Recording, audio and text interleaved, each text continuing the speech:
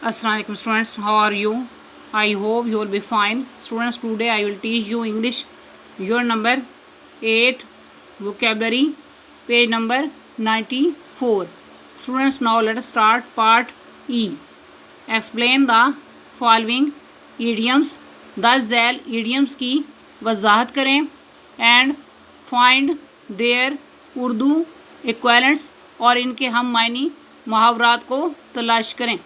इसमें first number पे idiom है it is of no use crying over spilled milk.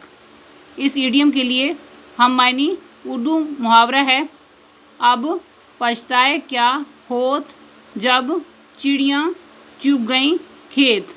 इस इडियम को इस तरह एक्सप्लेन किया जाएगा to waste time in feeling sorry about an earlier mistake that cannot be changed.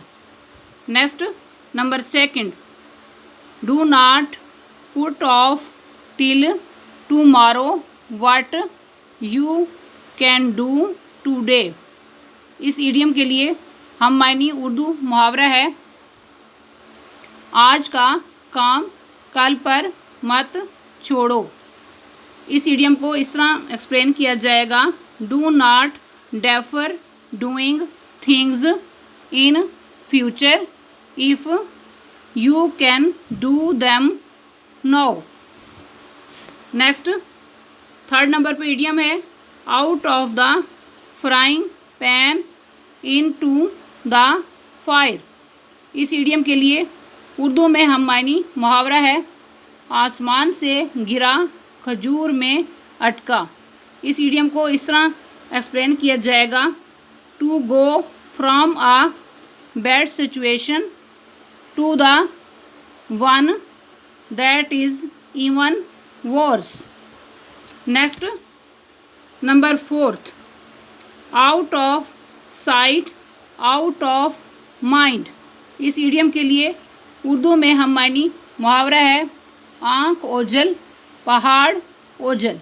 इस इडियम को इस तरह एक्सप्लेन किया जाएगा people soon stop thinking about other people if they do not see them for a while. Next, 5th number पे idiom है as you sow shall you reap. इस idiom के लिए उर्दू में हम मायनी मुहावरा है जैसी करनी वैसी भरनी।